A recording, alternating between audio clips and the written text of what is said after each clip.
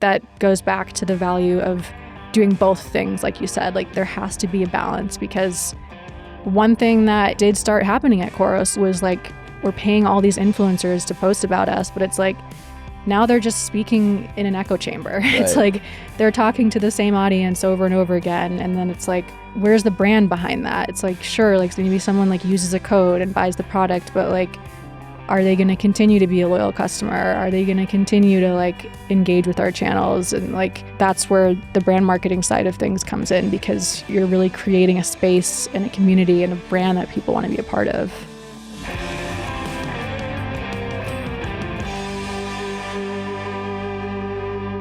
Okay, you've worked with some of the best athletes in the world. You've worked with a lot of professional athletes over the years. What is the DNA of a successful partnership? How do you, let's say, a year passes in a partnership and it was really successful. What does that look like? Yeah, I think each partnership is different. And I think if you approach it with that mentality, like every person that I work with is going to have a different lifestyle or different expectations. Or I think, a lot of times brands will approach someone and just say like, this is how we work. Yep. These are the deliverables we want. And if you can't do that, then you're not a good fit. Here's the door. Yeah. And that's just not how to build an authentic relationship. And so I think for a successful partnership, it's like, it's approaching an athlete or the partner you're working with and like discussing what their needs are and what their audience responds to best, and like finding those opportunities to really leverage and to really amplify, and kind of building out what that looks like for 6 months to a year and beyond. And I wrote a little bit about this, and I wrote another article in my newsletter about the Speed Project. I'm sure people are aware of the Speed Project. I've done it twice, once as a crew member, once as a runner, and Santa Monica to Vegas. Santa Monica to Vegas, 340 miles, although the shortest route now I think is 280 miles because people have found shortcuts. But can't get much shorter. No, you can't. But the founder, Nils, he's like very, very, adamant with like how he works with brands and partners. And he noted that CLA Athletics was his favorite partner to work with, because they approached him not like, hey, we just want to like throw you cash and like put our logo everywhere. Like they were like, we want to actually help the runners for this. We want to be a part of your like the DNA of what the Speed Project is, and like really find ways to be collaborative. And, I think they've been working together for like almost since the inception of the Speed Project. And like they've done a grant for runners to get, runners who can't necessarily afford the travel or whatever. They've done apparel collaborations. They've done like documentaries and all sorts of, they've done like, photo galleries and art galleries. Like they've created like community experiences. And that's why it's such a great partnership.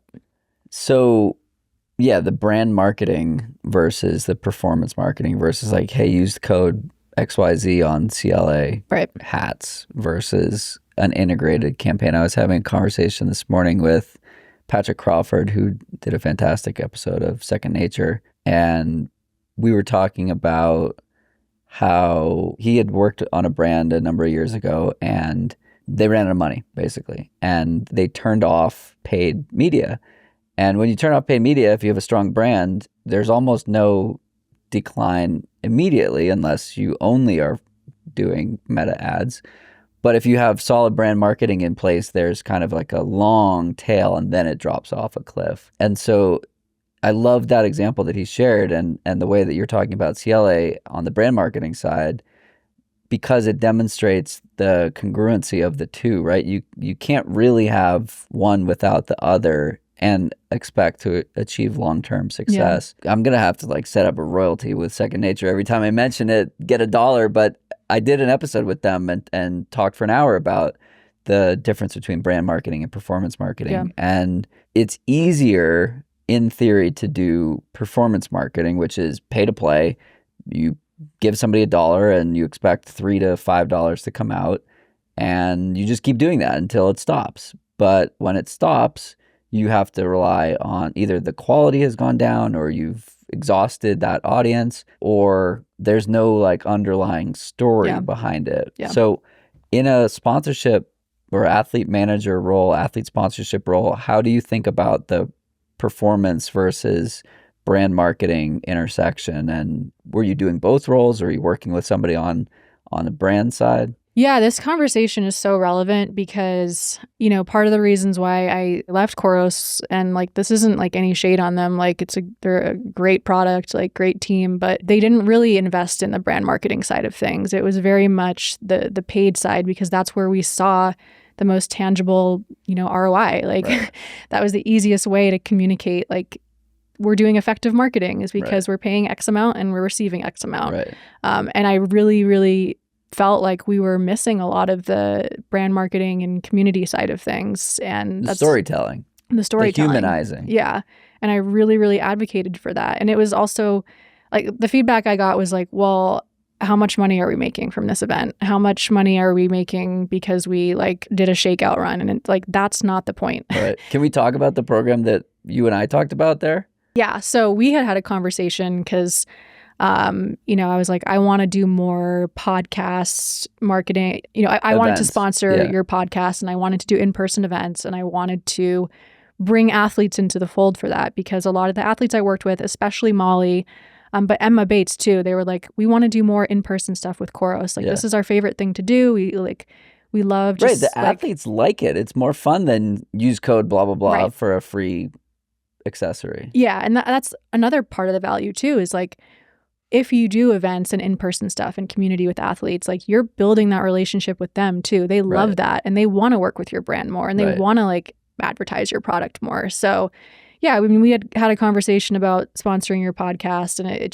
didn't go anywhere because I kept getting like turned down, like, no, like we're not going to do that. Like in-person events, they don't generate ROI for us. And like, it was tough because I was, you know, working with Molly at the time, and, you know, Molly had struggled with injury a lot last year, and she kind of kept things low key on social media, and she really had communicated to me like, hey, like I just need a mental break from social media. This is a lot for me right now, and like having a lot of pressure with, you know, her performance and posting things. And she's like, but can we do more community? Can we do more in person? Can we do things like podcasts? And so, you know, I really tried to advocate for that, for her, and then for all the athletes I managed. And, you know, unfortunately, it didn't go the direction that I wanted. But I think that goes back to the value of doing both things. Like you said, like there has to be a balance, because one thing that, you know, that did start happening at COROS was like, we're paying all these influencers to post about us, but it's like,